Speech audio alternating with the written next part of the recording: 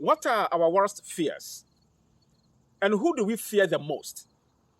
Around here, it is not just enough to fear the unknown. You must spiritualize your fear as a validation of your faith and belief in the supernatural. 8 gallant men have fallen. A nation is united in grief. Ghana is mourning. Our emotional infrastructure has been crushed. Ghana at this point is hard pressed on every side, and we are crushed. We are perplexed and also in despair. But there's so much more to fear. The prophets did speak that they saw the fall of the helicopter, and there's more to come. And so a nation is in fear. This is Tissues of the Issues, your favorite YouTube channel. Before we go any further, help us grow by subscribing to the channel and also click on the button for notifications so you see what's coming. And also like the channel and also give us a comment. And so we're still talking about the raging topic in Ghana at this point. We had a funeral over the weekend, successful, colorful funeral. And some of the tributes were so heart-wrenching, especially those of the young ladies whose husband perhaps just saw their child, 2 or 3 times. A child still, 2 or 3 months old. Father is gone, serving the nation. Each one of them is a pain in the heart, right? From Omanemwama through to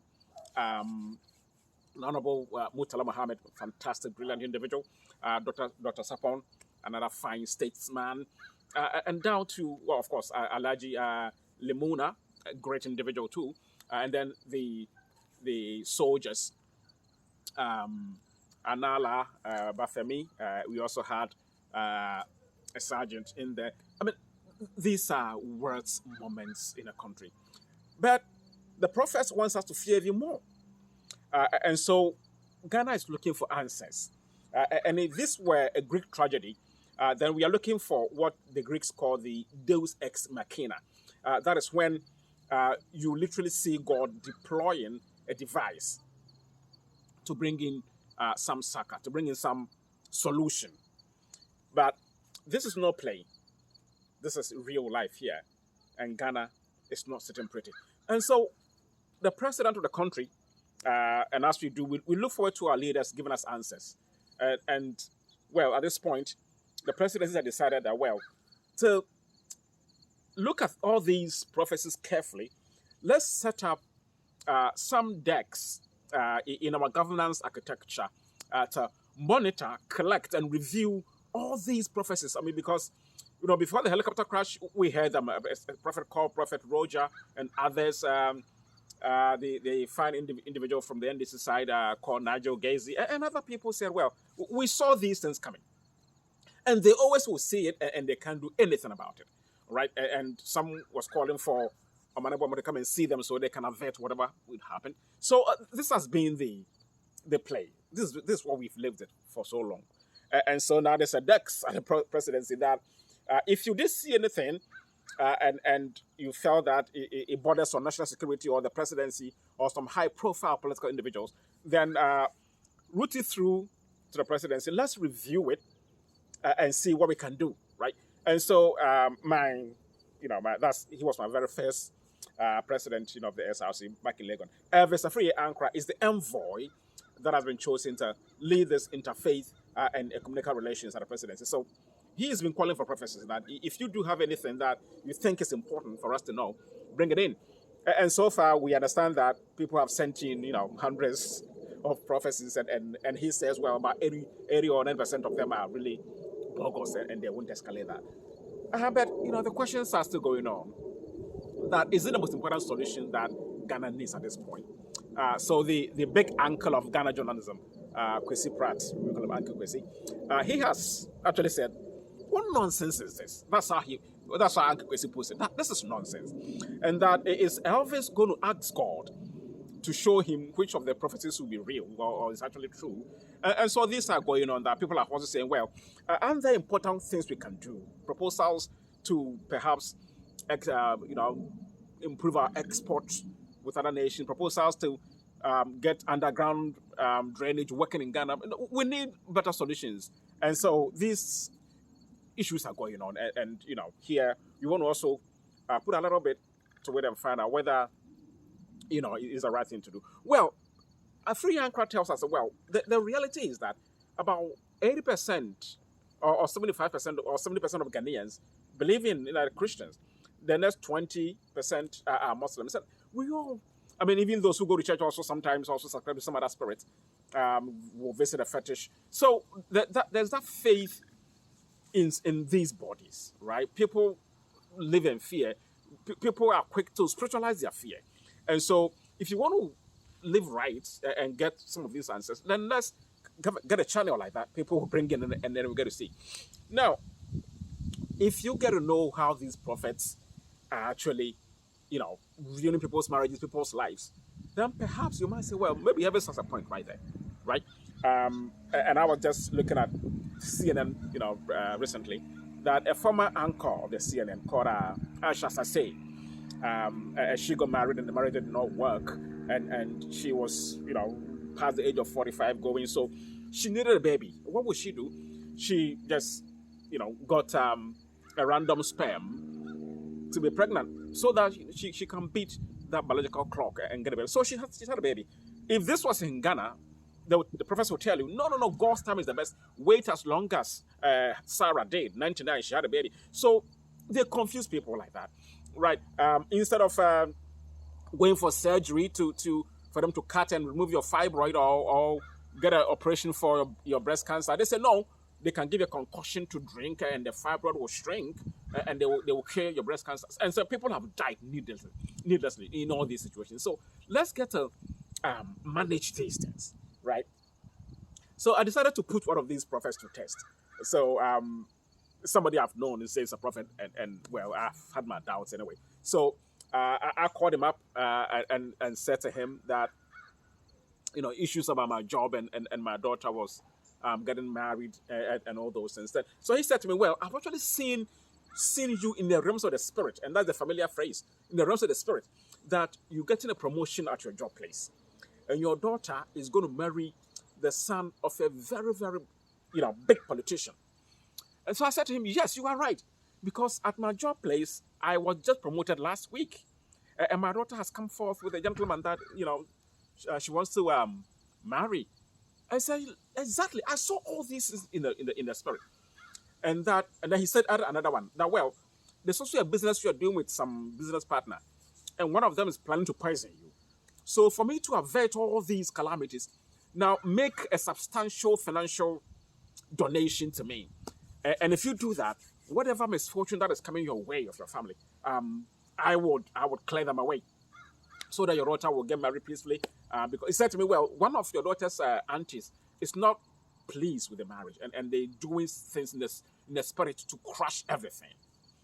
Well, so I said, well, I'm going to pay you that money. How much? You mentioned some ridiculous amount.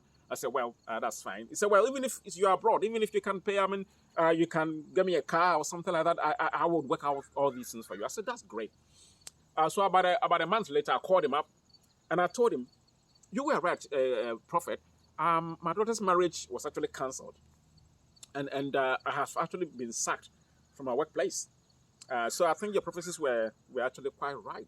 And my business partner has pulled away too. And he said, yes, you see, he didn't even pay the money. If you had paid all that money, look, I would have changed all that for you, for your own good. And then after a while, I said to him, Prophet, you know what? I don't know, if my daughter is only 7 years old. Couldn't possibly get married at 7, right? And I still have my job. I was never fired. I don't even do business. I'm only a writer. That's all I do. I don't have the brains for any business. And so next time you've got to check out whatever you see in the spiritual realms. So he paused for like a minute or two, and he came back to me. He said, you know what? You don't test the spirits like that. Don't test the spirit. If you joke, I will curse you, I'll kill you. So he just laughed it off and then just went away. These are the things people are dealing with. We're dealing with worse things. Now, I'm just asking myself, are these the kinds of prophecies that we're going to channel to Elvis to review? But even more intriguing is the fact that people who are supposed to be the the best in the clergy landscape, they don't seem to see any visions at all. They don't get these prophecies. So during elections, we have all these charlatans coming on television. You say, I've seen that's going to win, that's going to lose, and it's all messy. And Dr. Odabel has said this time and time again that if we don't correct these things in the Christian area, the landscape, we're going to self-destruct. And it's concerning. I mean, and he mentions Nigeria and Ghana, that the prophetic office has been so much bastardized, it's been so moderated that, and in his words, any lizard, any cockroach, with two lizards in his church, is a prophet, certainly. He doesn't know his homiletics from hermeneutics, and doesn't know his apologetics. He can just sit down, get one quotation, and just preach away, just tell whatever story he wants, and he's a prophet. People believe it. So I think these are things that we need to check as a nation. So, well, it depends on how you say it, whether Elvis's prophecy decks, as he's been mocked, is a good idea or not. As you know, on this channel, we usually have a verdict, and our verdict is that let's wait and see, right? What will happen to these prophecies? But our real verdict is that we don't really believe that it will serve a good purpose, really. So if the person has a vision, God reveals something to him, let them pray about it. Let them see what they can do in the realms of the spirit, if they can do anything like that. But, well, if you delve deep, they will tell you, in the Bible, Jeremiah will be crying because he saw something, people did not believe him. So maybe they see whatever they see. But why can't they see, inventions? Somebody should see a Ghanaian inventing iPhone 25. That's kind of the prophecy we're looking at, right? Not the doom ones. Let them see a Ghanaian winning the Nobel Peace Prize for something. I want to hear those prophecies. So if we must even hear prophecies, let them give us the good ones, not the doom ones about the vice president going to die and somebody's child going to die and all these curses. So that's our verdict. But even before we go, let's also here on our channel still pay our respects to those gallant 8.